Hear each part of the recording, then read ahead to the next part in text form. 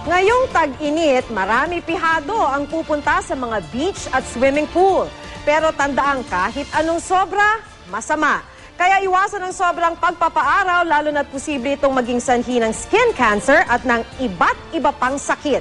May report si Jamie Santos. Ngayong tag-init, pihadong marami sa beach ang destinasyon para mag-enjoy at mag-sunbathing. Pero paalala ng Department of Health, mag-ingat na ma-expose ng sobra sa init ng araw. Posible raw kasi itong maging dahilan ng skin cancer. Ang sikat ng araw ay nagtataglay ng ultraviolet radiation na sumisira sa collagen ng balat ng tao. Kapag nasira ang collagen, magkakaroon ng cellular changes na posibleng maging dahilan ng skin cancer. Ayon sa DOH, swerte nga raw tayong mga Pilipino dahil sa kayumanggi nating kulay. Ang kadalasan daw kasing tinatamaan ng skin cancer ang mapuputing tao. Mas prone ang mga fair, tsaka yung mga freckled na mga freckles na tao, but that doesn't excuse us from not having it as well. Gayunman, ayon sa DOH, hindi lang dahil sa exposure sa araw maaring makuha ang skin cancer. Maaari rin daw itong mamana.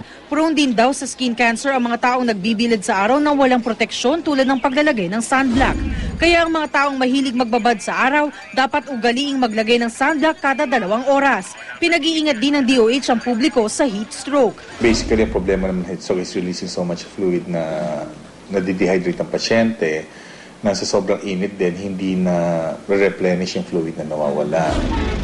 Ang traffic enforcer na si Fidel Peña, tinderong si Mang Obet, baliwala lang ang matinding init ng panahon. Bagamat aminado silang maaari silang magkasakit dahil sa sobrang exposure sa araw. Natatakot din, ma'am. Kaya lang, wala naman talaga magagawa mo kung talaga para sa yung sakit. Pero lang. Para? May protection lang tayo sa init.